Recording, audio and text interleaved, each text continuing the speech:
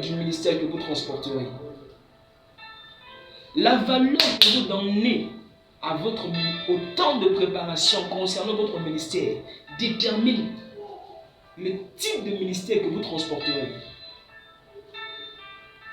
Même les choses naturelles nous expliquent que les temps de préparation sont tellement importants. Tu ne pourras jamais opérer quelqu'un si tu n'as jamais étudié la médecine auparavant. Et les temps que tu prenais pour étudier la chirurgie fait partie des temps de préparation. De la même manière, c'est vrai, le Saint-Esprit enseigne toutes choses, mais cela n'exclut pas de pouvoir se faire préparer. Cela n'exclut pas le fait de préparer, de passer par les temps de préparation. Dans les temps de préparation, Dieu nous donne un caractère. Dans le temps de préparation, Dieu nous donne la forme qu'il faut. Dans les temps de préparation, mon ami, c'est tellement important les temps de préparation. Et l'impact ou l'apport de la croix, c'est de crucifier l'ego en toi.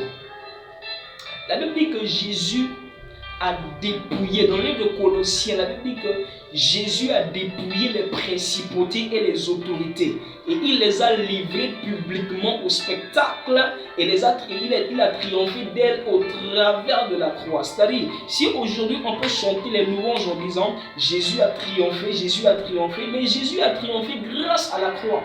C'est-à-dire que la triomphe vient au travers de l'œuvre de la croix. Ta triomphe dans ton ministère dépend de la place de la croix dans ta vie. Je dis encore, tes triomphes devant les autorités et les principautés qui combattront ton ministère dépend de la croix dans ta vie. Alléluia. Et la croix fait partie du temps de la préparation. La croix fait partie du temps de la préparation. Je le répète, la croix fait partie du temps de la préparation. Tu transportes une grande destinée, tu transportes un grand ministère, tu transportes une grande destinée, tu transportes un grand ministère. Et Dieu veut que tu aies le moi en toi parce qu'il sait que demain tu affronteras Goliath. C'est parce que Dieu sait que demain tu affronteras Goliath. Voilà pourquoi il place devant toi les griffes du lion et les pattes de l'ours. Je le répète. Dieu sait que demain tu affronteras un Goliath. Voilà pourquoi il te prépare avec les lions et les ours. Les lions et l'ours représentent les types de combats que nous avons dans le secret avant de combattre en public. Au ministère est tellement important. En fait, l'accomplissement d'une manière glorieuse de votre ministère détermine le temps et ce que vous avez fait dans vos temps de préparation. Quand je parle de préparation, ça n'a rien à voir avec le temps. Il y en a certains pour ceux, ça peut prendre beaucoup de temps. Pour d'autres, ça ne peut pas beaucoup de temps. Tout dépend de ce que Dieu a téléchargé en vous durant ce temps. Quelqu'un m'entend? Le temps que Dieu prend dans le temps de préparation n'a rien à voir avec ce qu'on appelle une durée. Ce temps, c'est le temps que Dieu fait de vous ce qu'il a prévu avant la fondation du monde, avant d'entrer dans le ministère. Certaines choses, c'est vrai, se complètent sur le terrain. Mais l'étape de la préparation, pourquoi le temps de la préparation? Voyons dans la vie de Moïse. Dieu savait que demain, Moïse devait être un berger, un leader, quelqu'un qui doit diriger le peuple d'Israël. Voici quelque chose que j'aimerais que les gens puissent comprendre concernant Moïse. Moïse n'était pas seulement un pasteur. Moïse jouait le rôle d'un chef d'État. Je le répète, Moïse jouait le rôle d'un chef d'État. Moïse ne conduisait pas une église. Moïse conduisait un peuple. Moïse conduisait la nation d'Israël. C'est-à-dire qu'il était comme un chef de l'État. Voilà pourquoi on payait les impôts. Ah oui.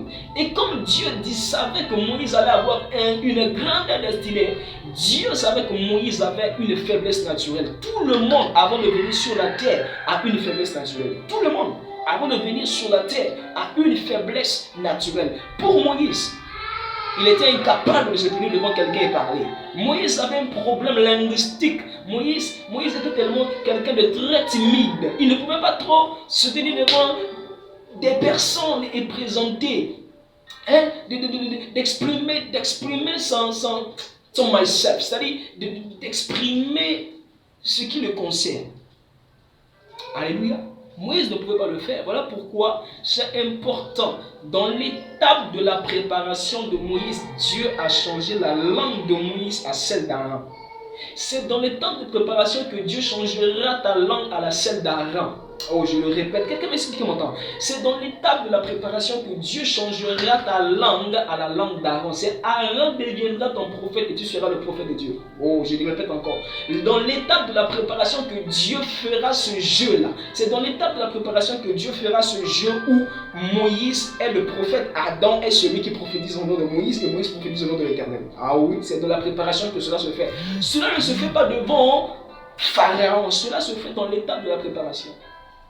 Alléluia.